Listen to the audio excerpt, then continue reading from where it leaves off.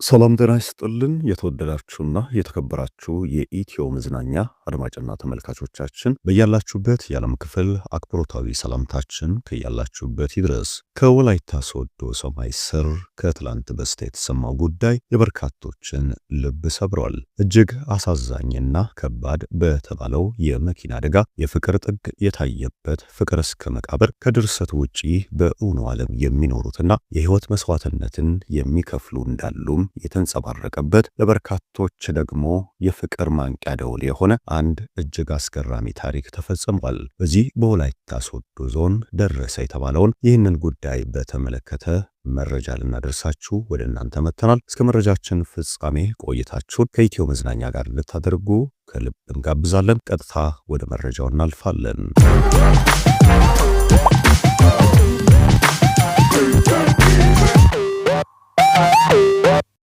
ከትላንት በስቲያ የተሰማው አንድ ታሪክ የበርካቶችን ልብ እየሰበረ ነው። ከዚህ ባሻገር ደግሞ ፍቅር ጠፍቷል፣ ፍቅር የታለ፣ ፍቅርማ በገንዘብ ተቀየረ ለሚሉ ደግሞ ትልቅ መልስን የሰጠ ነው። የፍቅር ኃያልነት ከትዳርም ከመጣመርም ባሻገር እስከ ሞትና እስከ ሞት መቃብር የሚሻገር ታላቅ ኃይል መሆኑን ያሳየበት አንድ ተግባር ተፈጽሟል። ይህ ታላቅ ሐዘን በደረሰበት በዚች ትንሽዬ የገጠር ከተማ ውስጥ የፍቅር ታላቅነትም የነገሰበት ዕለት ሆኖ አልፏል። ከዚህ ቀደም የፍቅር ኃያልነትን በድርሰቶች በፊልሞችና እንዲሁም ደግሞ ዘመናትን በተሻገሩ የመጽሐፍ ትረካዎች ነበር ኢትዮጵያዊ የሚያውቀው። ከዚህ ባሻገር በየጓዳው ትልልቅ የፍቅር ታሪኮች፣ የተከፈሉ መስዋዕትነቶች፣ ሕይወት እስከ መስጠትም ድረስ የደረሱ የፍቅር እጅግ አስገራሚ የሆኑ ውጣ ውረዶችን በርካታ ኢትዮጵያዊ አሳልፏል። ነገር ግን በበዛብህና ሰብለ ወንጌል አሰፋ ያየውን ታላቅ የፍቅር አቀበትና ቁልቁለት አብሮ መውጣትና መውረድና ለፍቅር የሚከፈል ታላቅ መስዋዕትነት በእውኑ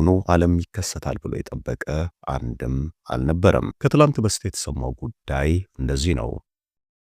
በወላይታ ዞን ጠበላ ከተማ ጥር 15 ቀን 2018 ዓ.ም የነገሰው ፀሐይ ሳይሆን ከተማዋን ክው ያደረገ ጥቁር ሐዘን ነበር። ሐሙስ ሻፋ ተብሎ በሚጠራው ስፍራ ላይ እጅግ ባልተጠበቀ ሁኔታ የአንድ ታታሪ ወጣትና የቆንጆ ሚስቱ የህይወት ታሪክ ፍጻሜ በዚች ከተማ ሰማይ ስር ተፈጽሟል። ሳሙና ቡርቴ በሳቅ የጀመረው የነበረው የጠዋት ጉዟቸው በአስፋልት ላይ እጅግ ባልተጠበቀ የነፍስ ማጣት አጋጣሚ አንድነታቸው፣ ፍቅራቸው እንደተሳሰረ ፍጻሜያቸውም በዚሁ አስፋልት ላይ ታትሟል። ንጋት ላይ ሳም እንደወትሮ በፈገግታ ተነስቶ ሞተር ሳይክሉን አስነሳ። ቡርቴ ደግሞ የምትሳሳላቸውና የምትወዳቸው ልጆቿን ዳብሳ እንደወትሮ ሁሉ እንዳስለመደቻቸው ግንባሮቻቸውን ስማ ደህና ዋሉ በቶሎ መለሳለሁ በማለት ከሳም ጀርባ ተሳፈረች። ሳም በጠበላ ከተማ ለትንሽ ትልቁ የሚሰጠው ክብር፣ ለስራው ያለው ታታሪነት በሁሉም ዘንድ የሚከበር እጅግ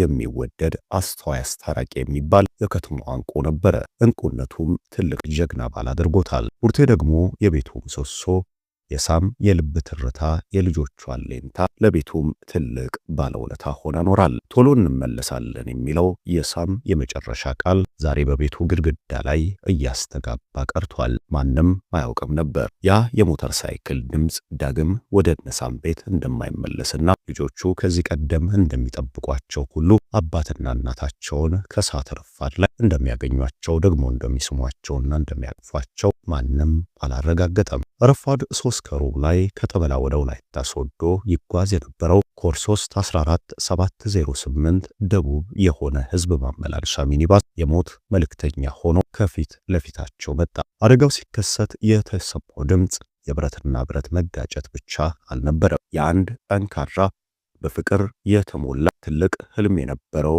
ቤተሰብ የመጨረሻ ጩኸትም ተሰምቶበታል።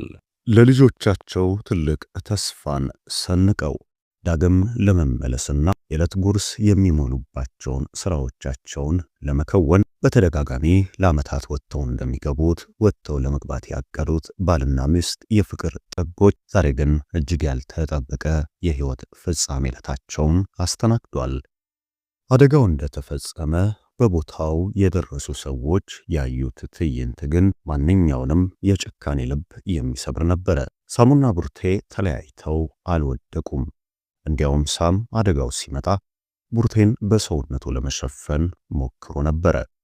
ሁለቱም በአስፋልቱ ላይ እንደተቃቀፉ እንደተሳሰሩ፣ ፍቅራቸውም ሳይነጣጥላቸው አደጋውም ለሁለት ሳይለያያቸው በአንድነት ነፍሳቸው በቦታው አልፋለች። ሞት እንኳን እጃቸውን ሊያላቅቅ አልቻለም። በፍቅር ኖረው በፍቅር ተቃቅፈው በአንድ ቅስፈት ወደማይመለሱበት ዓለም በአንድነት በፍቅራቸው ነጉደው ሄደዋል። ይህ የሳምና የቡርቴ አሰቃቂ ፍጻሜ በ2017 ዓ.ም በጣሊያን ቬሮና ከተማ የተከሰተውን ተመሳሳይ ታሪክ ያስታውሳል። ማርኮና ጁሊያ የተባሉ ባልና ሚስት ልክ እንደ ሳምና ቡርቴ በሞተር ሳይክል እየተጓዙ በደረሰባቸው አደጋ ሕይወታቸው አልፏል።